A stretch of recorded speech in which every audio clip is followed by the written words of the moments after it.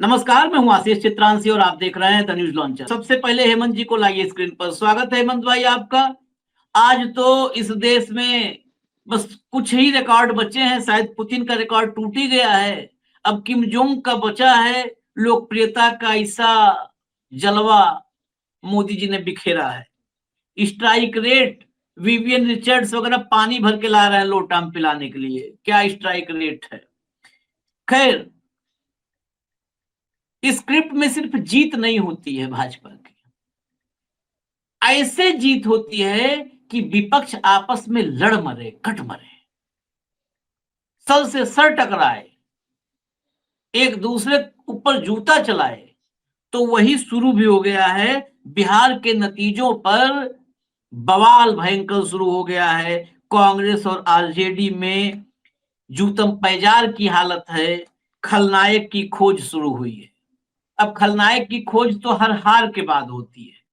खलनायक की खोज, मैं बहुत पीछे नहीं जाऊंगा, लेकिन जब मध्य प्रदेश, राजस्थान और छत्तीसगढ़ हारे थे तो खलनायकों की तलाश शुरू हुई थी। तो मध्य प्रदेश में कमलनाथ, तो वहां भूपेश बघेल, यहाँ सचिन पायलट, अशोक गहलोत, तलाशा गया, हो गया, काम हो गया, मिल गए खलनायक उनको। उनके लिए सब व्यवस्थाएं हो गई, सब हो गई। फिर हरियाणा में देखिए हारे अभी बुरी तरह से। खलनायक खोजा गया, खूब चर्चाएं हुई। ये बैठक बैठक वो बैठक, राहुल गांधी ने कहा है कि अब एकदम इसकी पड़ताल करनी होगी, इसका हम इसके निष्कर्ष पर पहुंचेंगे, हार की वजहों की जो है हम वो पड़ताल करेंगे। हो गया।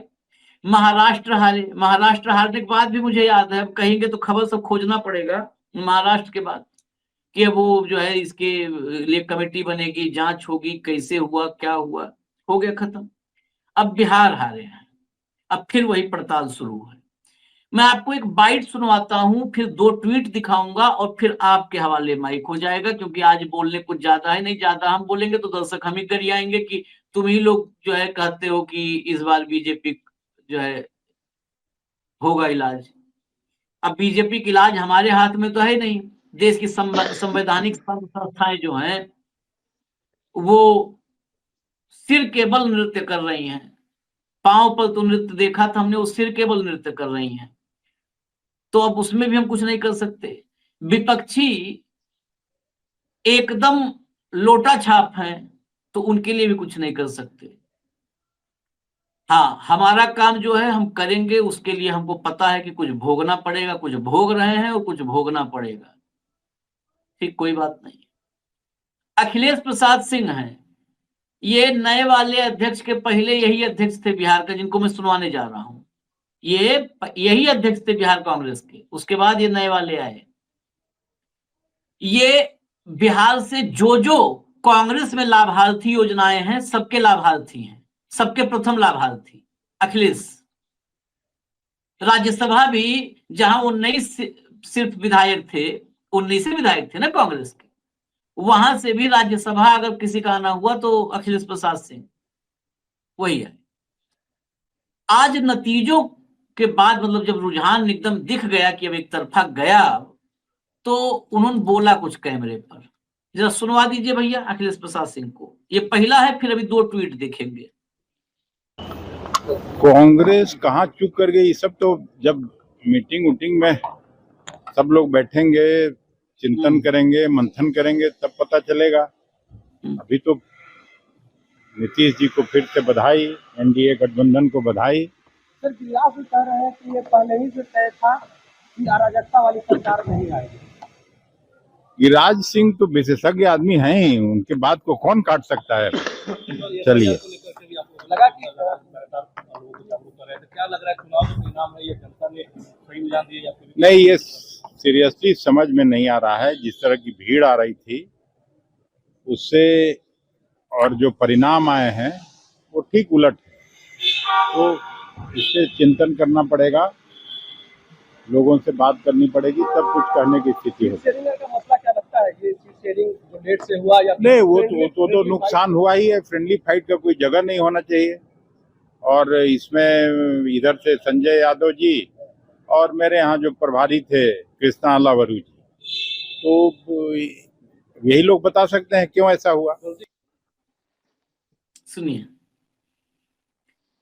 उधर से संजय यादव, वहां पर भी संजय यादव पर शुरू हो चुकी है पड़ताल। हालांकि कोई फर्क नहीं पड़ना है। 10 बार एक बात कहा इन्होंने कि मंथन होगा तब पता चलेगा। मंथन, अरे पुराना कोई मंथन बताओ ना जिसमें क्या निकला, विषअमृत कुछ निकला हो, किसी ने पिया हो हलाहल।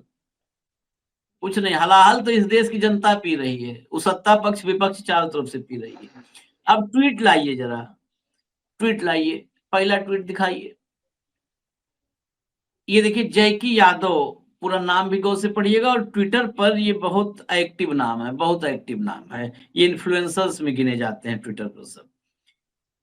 क्या लिखते हैं, अब हो गया ना उनका काम, अखिलेश प्रसाद सिंह का। अब इनको सुनिए। मिलिए आरजेडी के स्वघोषित चाणक्य से।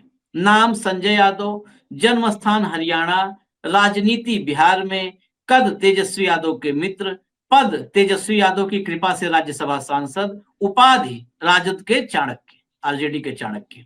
दरअसल टिकट बंटवारे से लेकर पार्टी के हर फैसले में इनकी संलिप्तता सबसे ज्यादा थी, लेकिन इस बार उनकी सारी योजना धरी की धरी रह गई और आरजेडी 2020 के अपने प्रदर्शन से काफी नीचे आती दिख रही है। आरजेडी के बुरी तरह फेल होने का जिम्मेदार कौन है? अब इस सवाल का जवाब खोजना आसान लगेगा। इस सवाल का जवाब खोजना आसान लगेगा।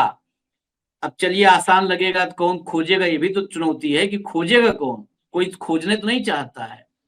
खोजना और निपटना, और अपने भीतर कम खोजना है, बाहर ज्यादा खोजना है कि अपने भीतर सुधार भी लोगे तो उधर साजन मेरा उस पार है टाइप का मामला, वहां बैठा हुआ वो निर्णय कर लेता है।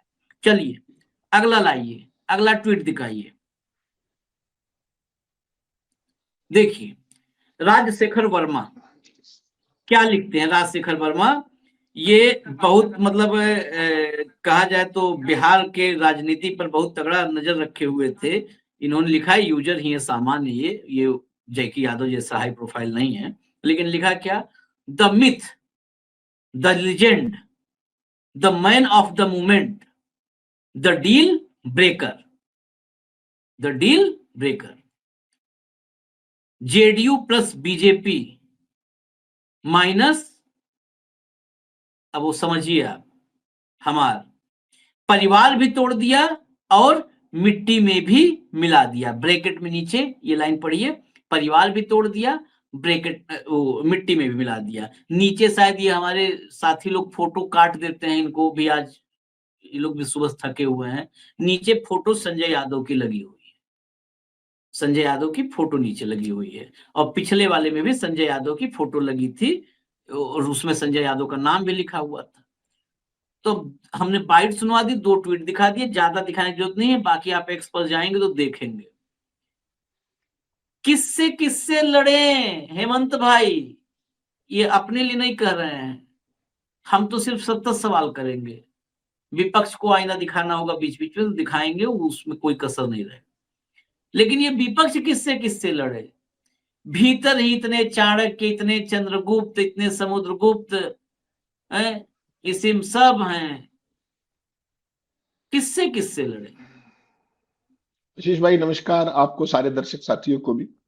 सबसे पहले तो ज्ञानेश जी को बधाई, जो उन्होंने अमित शाह जी और मोदी जी की जितनी भी अपेक्षाएं थी, उन पर जितनी अपेक्षा थी उससे कहीं ज्यादा खरे उतरे। इसके लिए ज्ञानेश गुप्ता जी को बहुत बहुत बधाई। आपने कहा जूतम पैजार, ये वो सारा, आज मुझे लगता है इस डिस्कशन को ना कहीं और लेके चलते हैं। बहुत सारे जो गाली गलौच वाले भाई हैं वो भी समझ जाएंगे और जो दूसरे हैं वो भी समझ जाएंगे। जरूरी है ये बात बताना। आशीष भाई, अगर मध्य प्रदेश, छत्तीसगढ़, हरियाणा, महाराष्ट्र और उसके बाद दिल्ली, उसके बाद भी किसी को उम्मीद थी कि बिहार में कोई उलटफेर होगा, तो ये उम्मीद नासमझी से ज्यादा कुछ नहीं थी।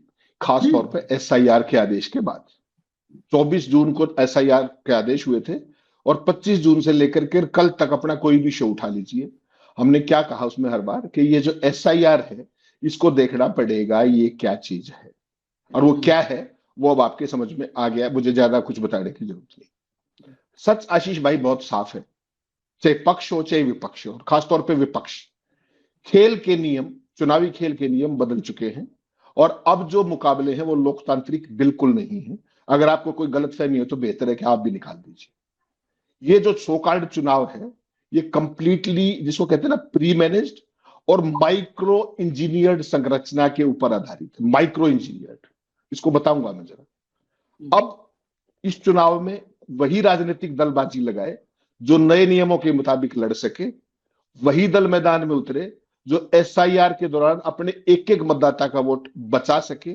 नए का बनवा सके और वोट डालने के दिन उसको बूथ तक पहुंचा भी सके। हमेशा ये ध्यान रखिएगा, चाहे उसे जो वोटर है वो दूसरे राज्य से लाने पड़े, जैसे बीजेपी लेके आती है, दूसरे नहीं तीसरे पांचवें राज्य से जहां से लाने हैं वो लेके आए, ठीक, अगर उसको चुनाव जीतना है तो, या क्या बोलते हैं उसको, दौड़ में भी रहना है तो। अब चुनौतियां अब वो पहले वाली है ही नहीं, जैसे पहले चुनाव पारंपरिक तौर पर लड़ा करते।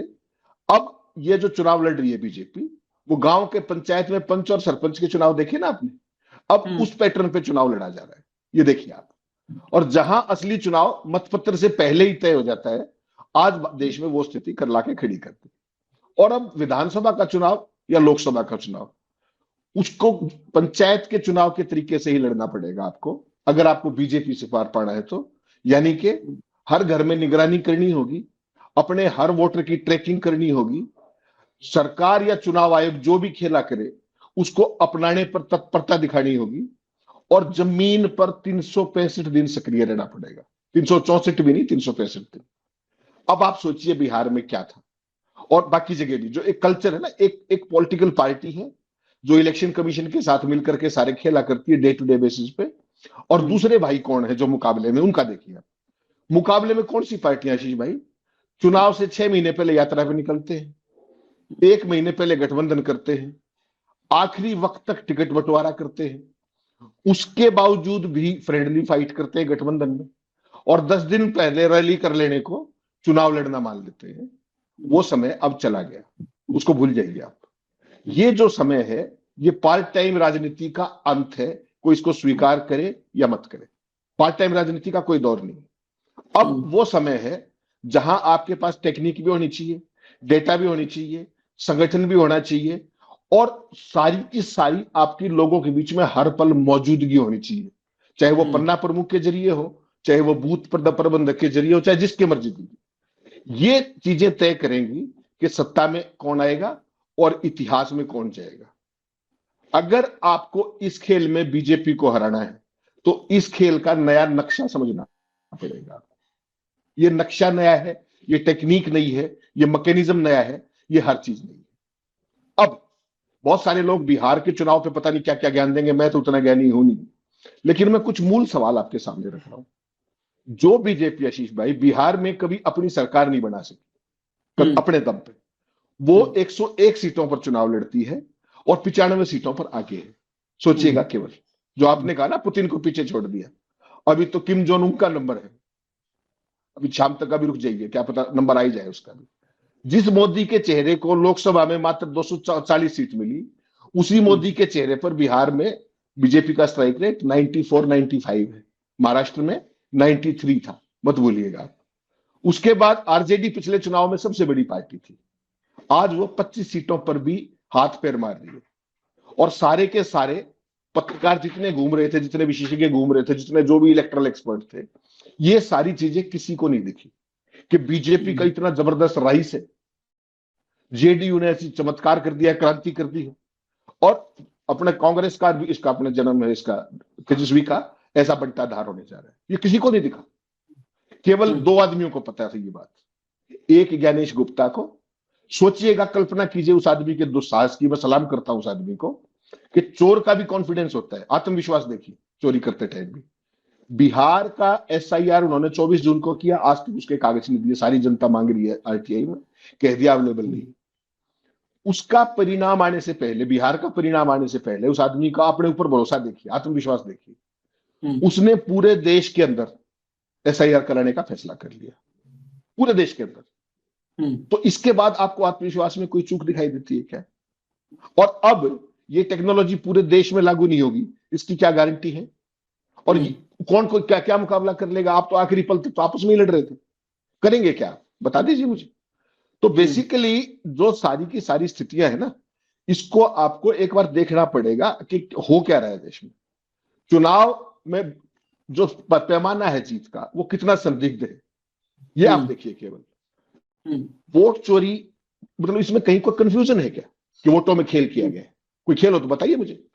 20 साल सत्ता में रहने के बाद, 20 साल सत्ता में रहने के बाद जेडीयू इतनी भारी जीत हासिल कर रही है, और जेडीयू को नहीं पता था इस बात का कि उसके बावजूद उनकी इतनी सीटें, बीजेपी का इतना जबरदस्त स्ट्राइक रेट। तो क्या आपको ये सामान्य लग रहा है क्या?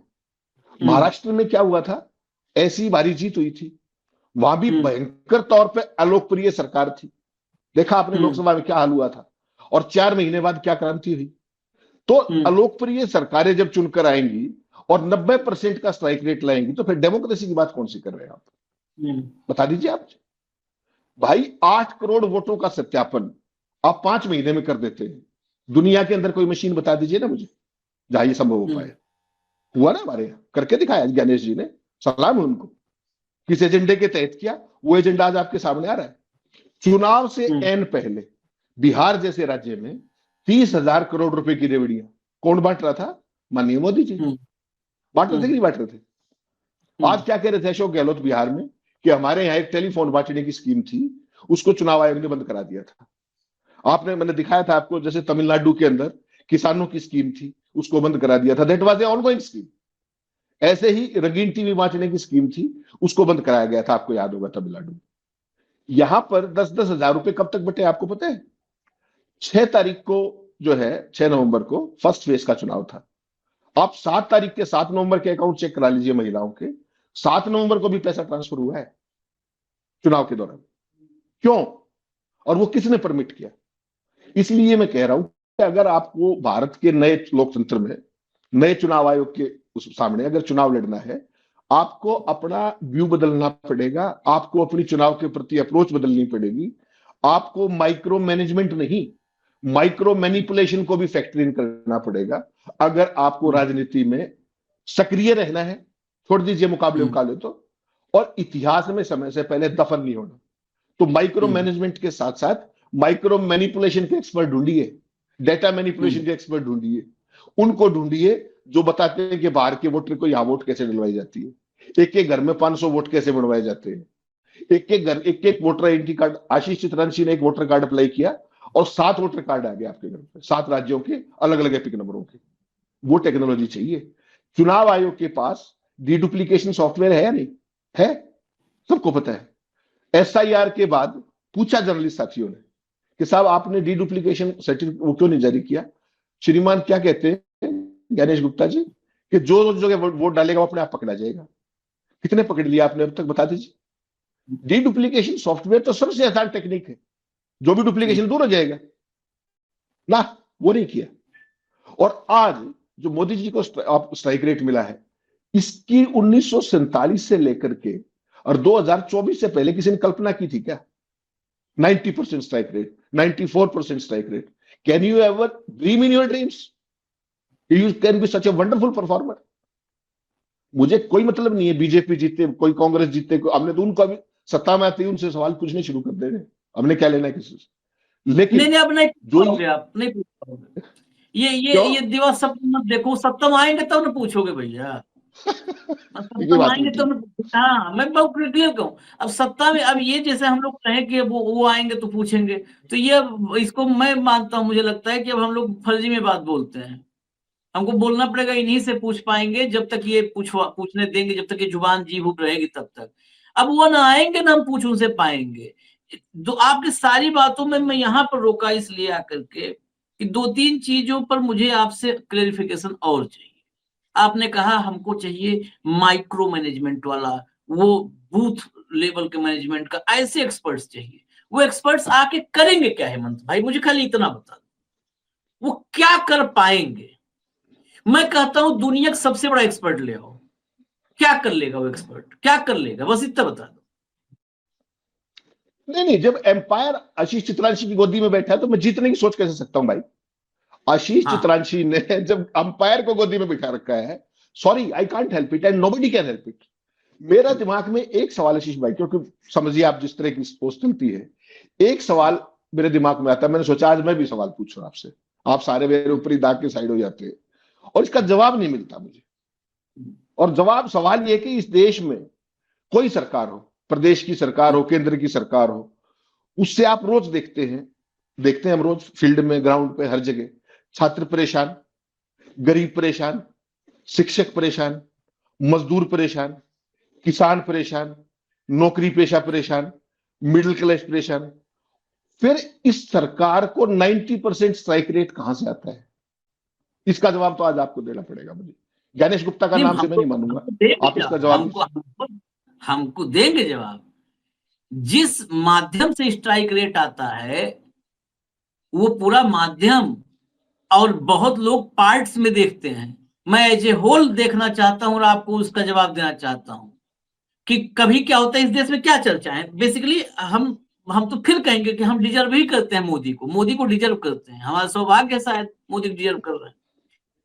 हम 2020-22 से जब से थोड़ा सा मोदी के खिलाफ देश में नाराजगी बढ़ी, लोग समझना शुरू किए, तब से कितने सोशल मीडिया में ही चलता है आंदोलन। इस देश में सड़क पर आंदोलन तो ना, वो दौर था मुलायम सिंह का। मैंने आज कहा भी कि मुलायम सिंह के दौर में हम देखते थे कोई सरकार हो, मुलायम सिंह ने एक बार कहा जेल भरो, तो घुटनक पसीना, टखनक पसीना नाक पर चढ़ जाता था और वो नीचे से ऊपर पसीना जाग टपकता था सरकारों के। तो अब तो छोड़ दो, जेल भरो और वो भरो, अब तो खाली घर भरो, खजाना भरो। पहले भी नेता पैसा कमाते होंगे अब, लेकिन अब तो बीच बीच में भी बाई चांस कहीं छुटपुट राज्यों में होता है कि जाओ यहाँ फुटकरिया राज्य में इसको कर ले दो राज, तो वहां पर राज करने वाला ये नहीं सोचता है कि यार मौका मिला है, एक ऐसा हम कुछ जो है ऐसा मॉडल सेटअप कर दें कि जिस मॉडल पर जाग बता पाए। हालांकि तब भी जीतोगे नहीं, क्योंकि मॉडल का ऊपर सबसे बड़ा जो है मॉडल का डिजाइनर बैठा है, लेकिन वो भी अपना भरने में ही लगे रहते हैं। तो क्या क्या शुरू हुआ पहले ईवीएम है। इस देश में जो लोग कहते हैं कि वो एक्टिविस्ट हैं, एक्टिविस्ट ही कंफ्यूज है। और मैं नाम नहीं लूंगा, मैं बहुत सारे, और आदर उनका इसलिए है कि वो एक्टिविस्ट है, कम से कम लड़ते हैं। लेकिन मैं ऐसे ऐसे एक्टिविस्ट को जानता हूं, मेरे बहुत मुझसे लगातार क्योंकि टच में रहते हैं, क्योंकि उनके पास जब होता है ना इशूज लाते हैं तो कहते हैं कि आशीष भाई ये बड़ा मुद्दा है, इस पर हमको उठाना चाहिए, देश की जानकारी में जाना चाहिए, और मैं करता भी हूँ। मुझे कोई भी कह दे कि ये मुद्दा है, लॉजिकली मुझको समझा दे, तो मैं कुछ हो मैं कहता हूँ देश के सामने जाएगा, मैं हूं, दुनिया का और कोई ले जाए ना ले जाए। शुरू हुआ ईवीएम पर, ईवीएम हैक होती है। ईवीएम की हैकिंग पर ईवीएम के तमाम एक्सपर्ट्स के साथ मैंने वक्त गुजारा, उनके साथ काम किया, खबरें दिखाई। एकाएक उसमें एक ट्विस्ट आया कि ईवीएम के भीतर से हैकिंग के अलावा एक खेल है पर्ची का। वो ब्लैक ग्लास, ट्रांसपेरेंट की जगह ब्लैक ग्लास आया है।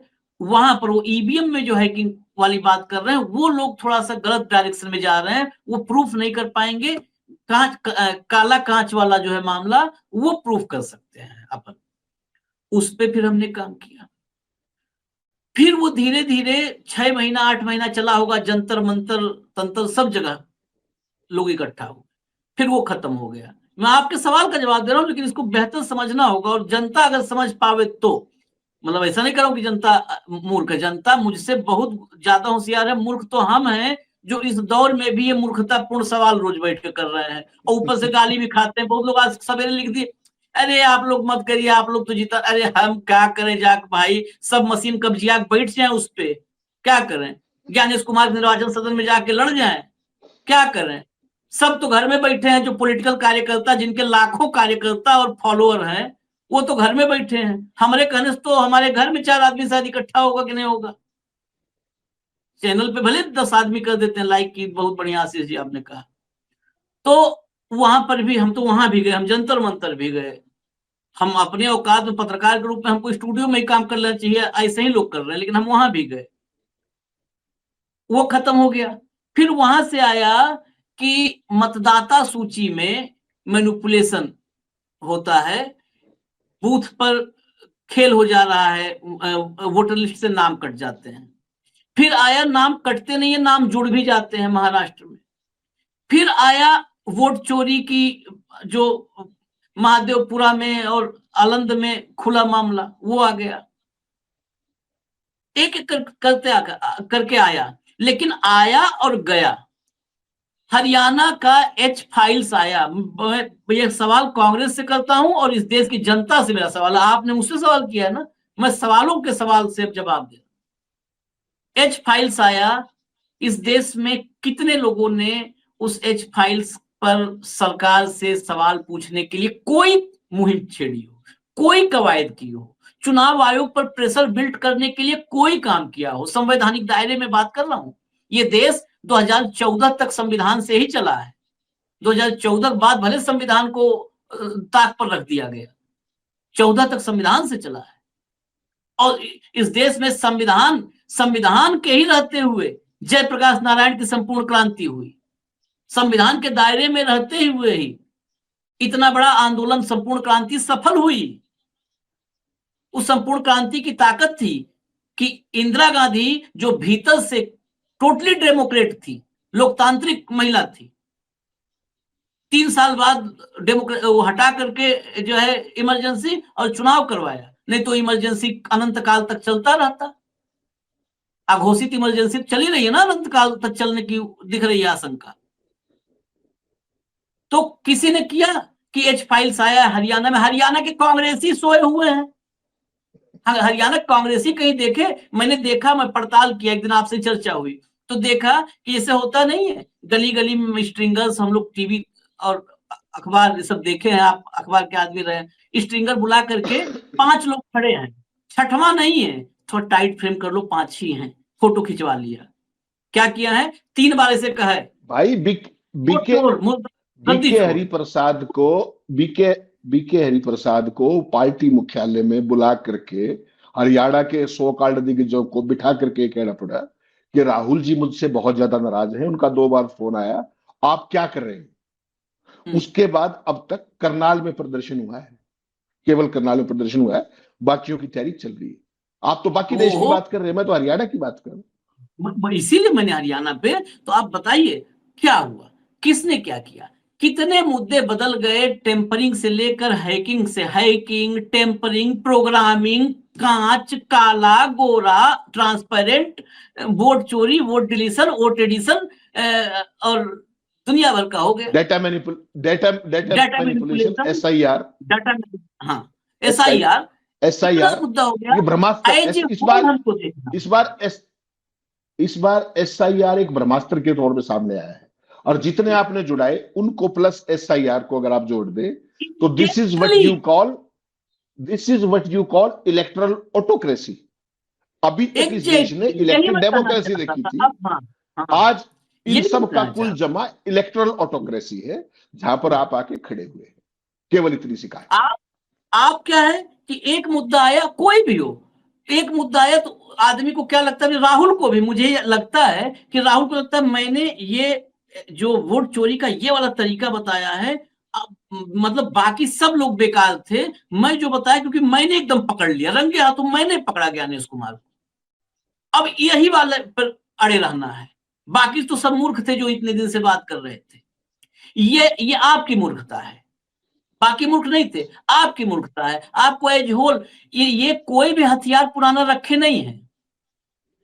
पहले इतना बड़ा था तो उसका इस्तेमाल के बजाय रामपुरी आगे, तो इतना वाला इधर खोस लिए, फिर रामपुरी लेके घूमने लगे। रामपुरी के बाद और कुछ आया, कट्टा तमंचा। मोदी जी बात करते हैं चुनावी रैली में, तो जो इधर रामपुरी थी उसको इस साइड में लगाए, तमंचा देखे, तमंचा लेके घूमे। तमंचा के बाद रिवॉल्वर आ गया, तो तमंचा पीछे पॉकेट में खोस करके रिवॉल्वर ले घूमे। रिवॉल्वर के बाद जैसे पिस्टल आया तो रिवॉल्वर को इधर दबा के, मतलब वो हथियार बढ़ते जा रहे हैं।